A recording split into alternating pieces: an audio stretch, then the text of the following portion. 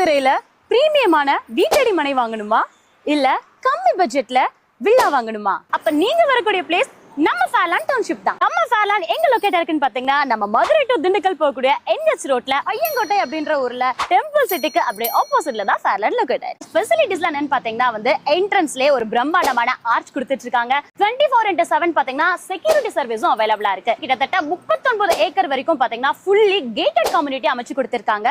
தரமான பெரிய தாரோடு அமைச்சு கொடுத்திருக்காங்க.